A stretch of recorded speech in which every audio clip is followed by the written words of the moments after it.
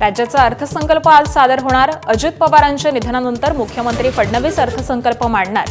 आर्थिक विकास दर 7.9% राहण्याचा अंदाज। तेलंगणाचे राज्यपाल जिष्णुदेव वर्मा यांची महाराष्ट्राच्या राज्यपालपदी नियुक्ती। राष्ट्रपती द्रौपदी मुर्मूंकडून 9 राज्यांच्या राज्यपालांची नियुक्ती। महाराष्ट्रातील राज्यसभेच्या 7ही जागा बिनविरोध। मवियाकडून अखेर शरद पवारांना संधी। आदित्य ठाकरेंच्या गैरहजेरीमुळे ठाकरेंच्या नाराजीच्या चर्चांना जोर, तर पार्थ पवारांच्या अर्जासाठी खुद्द मुख्यमंत्र्यांची हजेरी।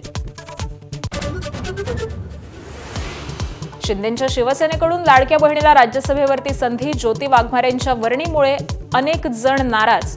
राहुल शेवाळे, अडसूळ, शायना एनसी, कीर्तीकरांना मागे टाकत वाघमारेंची बाजी। बहुप्रतीक्षित धर्मांतर विरोधी कायद्याला अखेर राज्य मंत्रिमंडळाची मंजुरी। लवकरच अध्यादेश निघणार। कायद्यामध्ये 5 लाखांचा दंड तर 7 वर्षांच्या शिक्षेची तरतूद। मुंबईतलं वायू प्रदूषण आसपासच्या शहरांमुळे। मुंबई उच्च न्यायालयाचं निरीक्षण। पनवेलच्या अटल सेतू परिसरातील कंटेनर वाहतुकीमुळे धूळ होत असल्याचा दाखला दिला। 1 महिन्यात अहवालाचे निर्देश।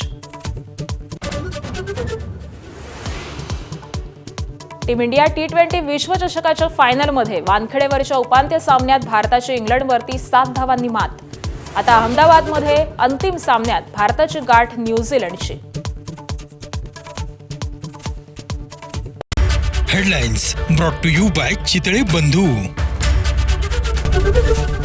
एबीपी माझा, उघडा डोळे बघा नीट।